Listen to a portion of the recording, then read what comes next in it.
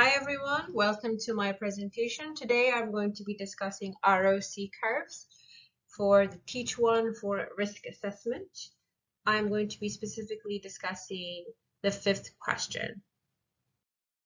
All right, a quick introduction to ROC curves. ROC curves are receiver operating characteristic curves, and they are a graphical plot that illustrates the diagnostic ability for a binary classifier system as the discrimination threshold is varied. What that means is as we vary the sensitivity and the specificity, we look at the curve to measure how accurately we are predicting a model. Now, these important terms are important to keep in mind: true positive, true negative.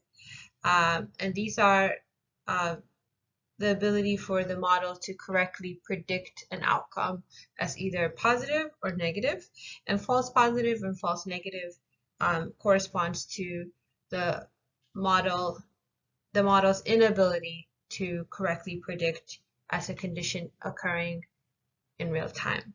Now, sensitivity and specificity is they're also known as the true positive rate or true negative rate, and this is true positives over positives for sensitivity, and for specificity it's true negative over negative or over negative.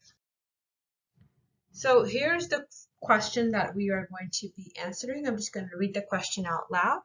Calculate the receiver operating characteristic curve associated with predicting from age whether the patient will live or die. The data do not provide predictive values, but you can construct a prediction based on age exceeding the cutoff value.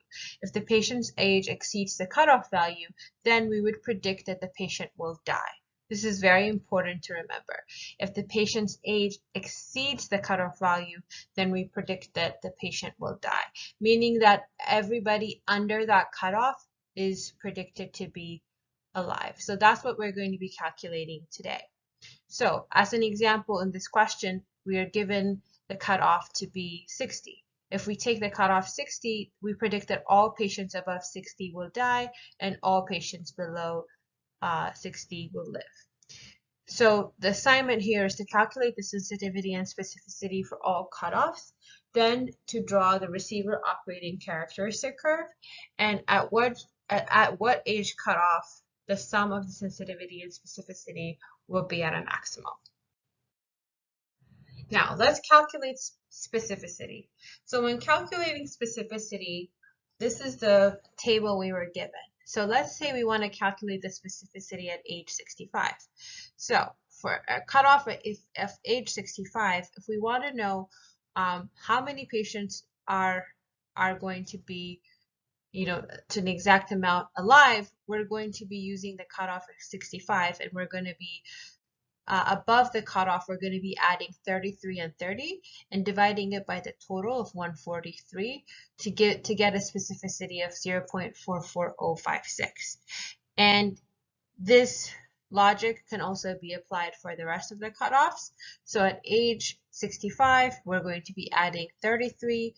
At age 75, we're going to be adding 33, 30, and 35 and dividing it by 143. As you can see, I calculated the specificity as well as the 1 minus specificity following this logic. Calculating sensitivity.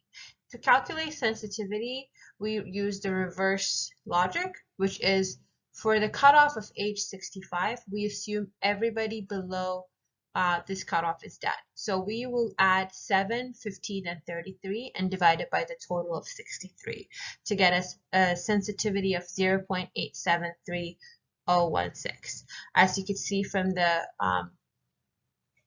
table below, we will be calculating the random probability which follows sensitivity, and then using the same logic when we add sensitivity and specificity, we find that at age 75, we have the largest sensitivity and specificity addition. Now I'm going to be demonstrating how I did this in Excel so you can follow along and build the formula. All right, so let's look into the Excel to see the formula for each column in the calculation. So let's take the cutoff of 55, for example. As we discussed earlier, to calculate the specificity for this cutoff, we will be looking at 33 over 143, and that is all the patients below this cutoff are assumed to be dead, and all the patients above this cutoff are assumed to be alive. So that gives us the following calculation where this cell is divided by the total to give us the specificity at that particular cutoff. Now for cutoff of 55, we will be adding 33 and 30 and dividing it by 144. The same thing for the next cutoff.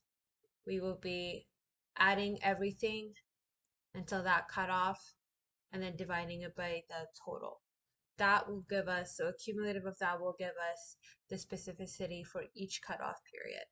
And then we will also be computing 1 minus specificity, and that will later on go to the ROC curve. And in looking at the sensitivity, the calculation is a little bit different. All the patients below the cutoff are assumed to be dead. So to calculate the sensitivity at 55, we will be adding all of these numbers and dividing them by the total. So that's exactly what we did here. The sensitivity at 55 is 5 plus 7 plus 15 plus 33 over 63. And the same thing for the next one. Now, keep in mind that at the cutoff of 45, the sensitivity is 1. What this means is below all of this, the sensitivity is exactly 1, meaning that all the patients are assumed to be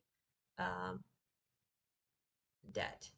So, and then the same thing here is, all the patients here are assumed to be alive. And the same thing here, all the patients here are supposed to be dead after the 85 cutoff around the total.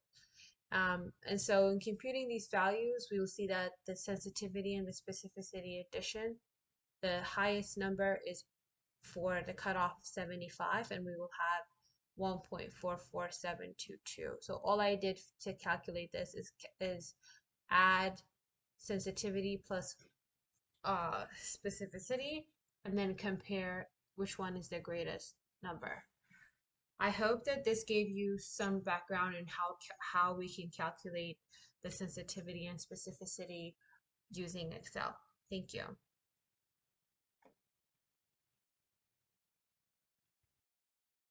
All right, and then finally we are showing the graph. So this is the graph that I was able to come up with, and that's the data point, and those are the data points that I was able to plot. So I plotted sensitivity versus 1 minus specificity in the y and x axis respectively, and this is the graph.